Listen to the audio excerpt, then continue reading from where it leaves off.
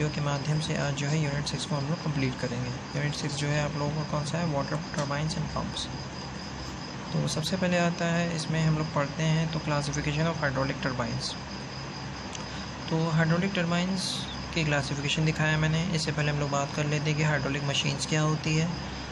तो hydraulic machines को हम लोग कैसे डिफ़ाइन करेंगे। हाइड्रोलिक मशीन्स ये क्या है, they are mechanical device which convert hydraulic energy into mechanical energy और mechanical energy into hydraulic energy. The machines which convert either mechanical energy to hydraulic energy और hydraulic to mechanical, they will be called as hydraulic machines. तो hydraulic machines में आता है फिर hydraulic turbines.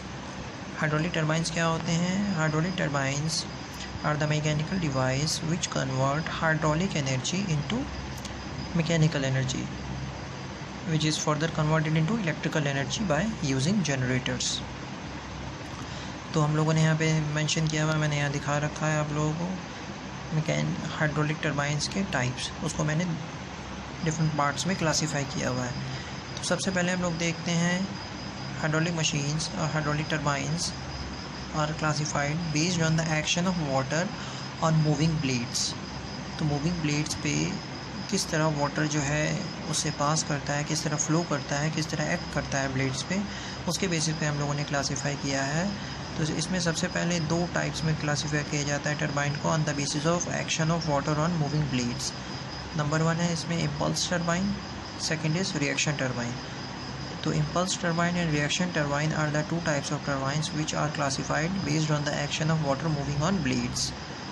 Impulse turbine को further हम लोगों ने तीन तरह से क्लासीफाई किया गया है। इसमें सबसे पहले पेल्टन टरबाइन होता है, दूसरा टर्बो टरबाइन, तीसरा बेनकी टरबाइन और cross flow turbine. Reaction turbine को भी हम लोगों ने यहाँ पे दिखाया हुआ है 4 तरीके से। रिएक्शन टरबाइंस में पहला आपका हो गया फ्रांसिस टरबाइन, इसका पहला एग्जाम्पल, दूसरा Deriaz, propeller and Kaplan turbine.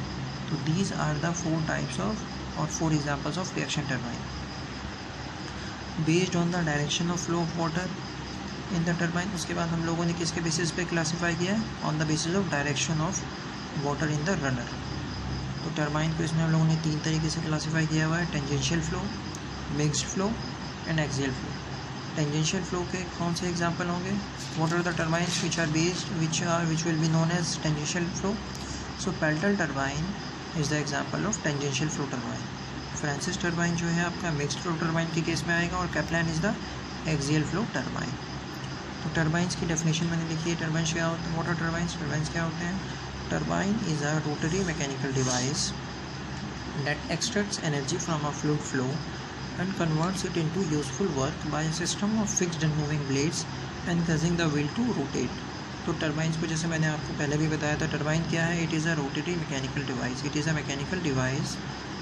तो इसकी सिंपल भाषा में हम लोग क्या कहेंगे इसको, mechanical device which converts hydraulic energy into mechanical energy और kinetic energy which is further converted into electrical energy by using generator.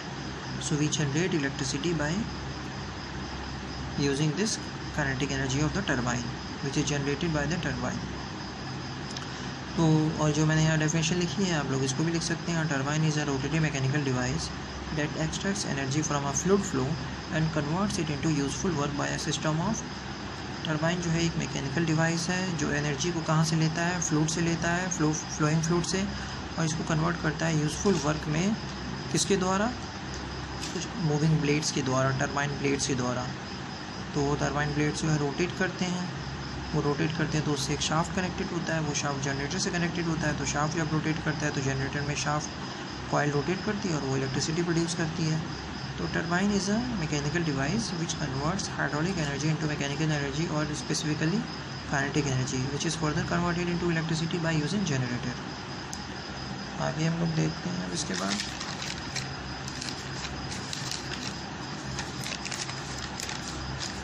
आगे मैंने बताया आप लोगों को इम्पल्स टरबाइन के बारे में कि इम्पल्स टरबाइन क्या होता है। तो in impulse turbine water jet impinges on turbines curved blades which change in the direction of the flow. The resulting change in momentum causes a force on the turbine blades. तो impulse turbine क्या होता है, impulse turbine जो होता है जिसमें water jets जो है टेंजेंशियली हिट करते हैं टरबाइन ब्लेड्स को और पेल्टन व्हील को इसमें क्या होता है, एक व्हील होता है, उस पर ब्लेड्स लगे हुए होते हैं, ब्लेड्स को वाटर जेट्स जो है इम्पिंच करता है टेंजेंशियली, तो इससे क्या होता है, चेंज इन मोमेंटम होता है ऑफ द ब्लेड्स, और वो टरबाइन ब्लेड्स जो है वो रोटेट करती हैं। इसके रोटेशन की वजह से प्रेशर फ्लूइड की जो हाइड्रोलिक एनर्जी है वो कन्वर्ट हो जाती है मैकेनिकल एनर्जी और kinetic energy of the turbine blades. तो water's pressure energy is converted into kinetic energy by nozzle and focused on the turbine, so no pressure change occurs at the turbine blades। और impulse turbine में क्या होता है, pressure change नहीं करता है। जब इम्पल्स टरबाइन में क्या होता है कि जब वाटर जो है नोजल के थ्रू टरबाइन ब्लेड्स को हिट करता है, तो throughout the motion of the blades pressure remains constant on the surface of the blades, so pressure is there is no change in pressure. आपका जो है नोजल से water जो है हिट करता है, हाई प्रेशर एनर्जी से convert होता है इसमें किसमें, काइनेटिक एनर्जी में।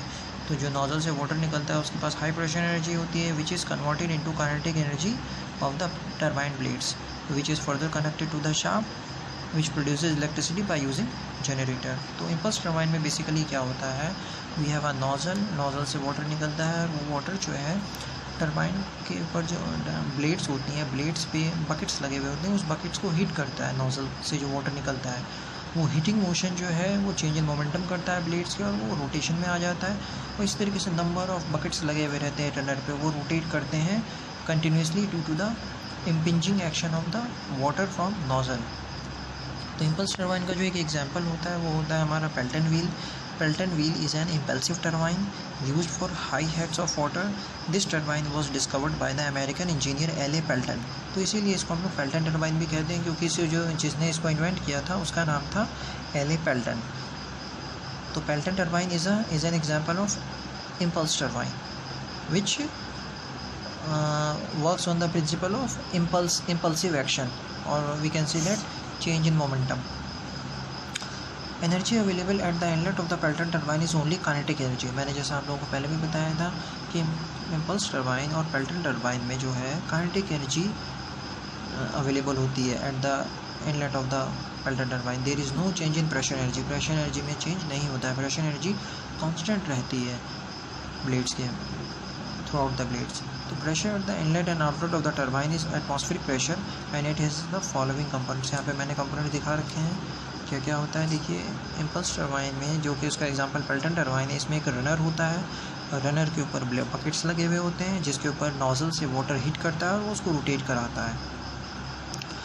नोजल के अंदर एक हैंड व्हील स्पेयर होता है जो कि फ्लो को कंट्रोल करता है, नोजल से वाटर जेट निकलते हैं और वो बकेट्स को हीट करते हैं। और एक केसिंग होता है, केसिंग के अंदर रनर होता है, रनर पे ब्लेड्स अटैच होते हैं, ठीक है ना। तो these are the parts of Pelton turbine. और यहाँ पे मैंने पार्ट्स भी लिखा हुआ है, आप चाहे तो यहाँ से पार्ट्स देख सकते हैं। Parts of a Pelton turbine, number 1 इसका nozzle and flow regulating arrangement, दूसरा रनर एंड बकेट्स, तीसरा केसिंग, फोर्थ ब्रेकिंग जेट। जो बकेट्स होते हैं, बकेट्स के ऊपर जो है बीच में जो है ब्रेकिंग जेट, एक वो बकेट्स के ऊपर जब वाटर हिट करता है तो 2 जेट में टूट जाता है। उसके ऊपर एक प्लेन लगा हुआ होता है, एक तरीके से डिवाइडर होता है उसके ऊपर, बकेट्स के ऊपर लगा हुआ होता है, वो उसको तोड़ देता है 2 पार्ट्स में, तो जिससे कि इम्पल्सिव एक्शन प्रोड्यूस होता है। Nozzle and flow regulating arrangement जो होता है हमारा पेल्टन टरबाइन का, the amount of water striking the buckets of the runner is controlled by the, अब कितने पानी को बकेट्स को हिट करना है वो nozzle and flow regulating arrangement के द्वारा हम लोग कंट्रोल करते हैं। तो the amount of water striking the buckets of the runner is controlled by providing the spear in the nozzle as shown in the figure. मैंने यहाँ पे दिखाया हुआ है फिगर में कि किस तरीके से जो है ना हम लोग वाटर का कंट्रोल करते हैं कि कितने वाटर को हिट करना है बकेट्स को। So it is controlled by a nozzle and spear arrangement. The spear is a conical needle which is operated either by a hand wheel और automatically in an axial direction depending upon the size of the unit. तो इसमें हम लोग क्या करते हैं, इसको axially move कराते हैं, अंदर मूव कराते हैं, बाहर मूव कराते हैं। Spear is a conical device which is operated in a nozzle, तो हम लोग इसको एक्सियली मूव करते हैं। अगर इसको हम लोग अंदर लेके जाएंगे तो फ्लूइड फ्लो जो होगा उसका वो डिस्टर्ब कंट्रोल कम हो जाएगा, क्योंकि जो नोजल की जो ओपनिंग है वो बंद हो जाएगी, उसको कम सरफेस एरिया अवेलेबल होगा वाटर को इजेक्ट करने के लिए।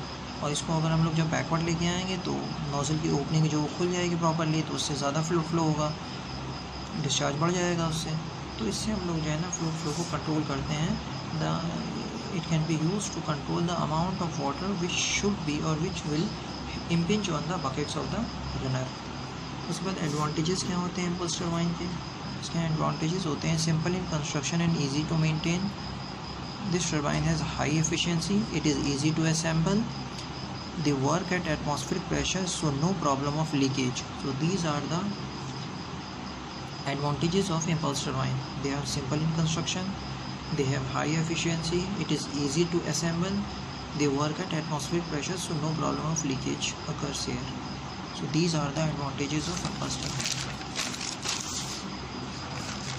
After that we will see the disadvantages of impulse turbine. It is costly to install. Number one disadvantage of impulse turbine is that it is costly. Its efficiency decreases with time. Impulse turbines are large in size compared to others. Impulse turbines are not the best turbines for low pressure streams by a high flow rate. So these are the disadvantages of impulse turbine. Now we will move to reaction turbines. We will see what are reaction turbines, what are the examples of reaction turbines, and radial flow reaction turbines. So what do you mean by radial flow? Radial flow turbines are those turbines in which the water flows in the radial direction. Water may flow radially from outwards to inwards or towards the axis of rotation or from inwards to outwards. So in these turbines, radial turbines, water moves inwards from outwards or from inwards to outwards. So therefore they are called as radial turbines. Reaction turbines means that the water at the inlet of the turbine possesses kinetic energy as well as pressure energy. As the water goes through the runner, a part of pressure energy goes on changing into kinetic energy. Thus the water through the runner is under pressure. The runner is completely enclosed in an airtight casing and runner is always full of water. So in reaction turbine, water possesses both pressure energy as well as kinetic energy at the inlet of the turbine.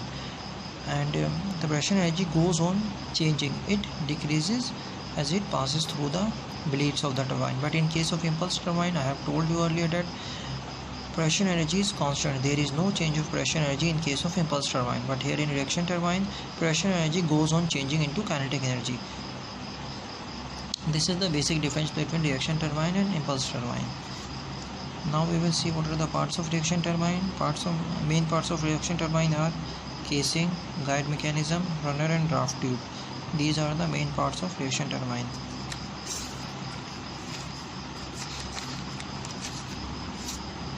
After that we will see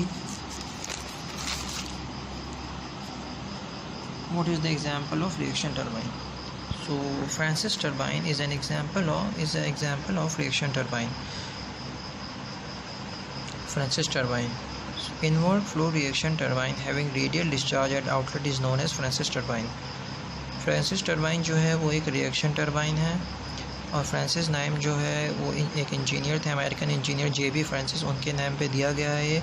वो is in beginning design inward radial flow reaction turbine. उन्होंने इस turbine को design किया था. So in the modern Francis turbine the water enters the runner of the turbine in the radial direction at the outlet and leaves in the axial direction at the inlet of the runner. So thus the modern Francis turbine is a mixed flow type reaction turbine. Modern Francis turbine जो है ये axial flow turbine भी नहीं है completely, ना ही radially है. It is mixed. क्योंकि ये मिक्स्ड टर्बाइन क्यों कहते हैं इसको? क्योंकि ये वाटर एंटर करता है टर्बाइन को रेडियल डायरेक्शन में एंड लीव करता है टर्बाइन एक्सियल डायरेक्शन में. तो रेडियली एंटर कर रहा है और एक्सियली निकल रहा है, इसीलिए इसको जो है हम लोग मिक्स्ड फ्लो टर्बाइन कहते हैं. क्योंकि इसमें वाटर का मोशन जो है वो रेडियल भी हो रहा है और एक्सियली भी हो रहा है, इसीलिए it is a mixed type of reaction turbine. So axial flow turbines कौन से होते हैं? If the water flows parallel to the axis of rotation of the shaft then the turbine is known as axial flow reaction turbine. तो modern Francis turbine are an example of axial flow reaction turbine. Axial flow reaction turbines, the shaft of the turbine is vertical and lower end of the shaft is made larger, which is known as hub or boss. The vanes are fixed on the hub and hence hub acts as a runner for the axial flow reaction turbine. अब उसके बाद हम लोगों ने classify कर रखा है reaction turbines को भी दो तरीके से क्लासीफाई किया जा सकता है. एक होता है प्रोपेलर टर्बाइन, दूसरा होता है कैपलन टर्बाइन. केपलर टर्बाइन क्या होते हैं? When the vanes are fixed to the hub and they are not adjustable the turbines are known as propeller turbine, but if the vanes are adjustable then we will call it as Kaplan turbine.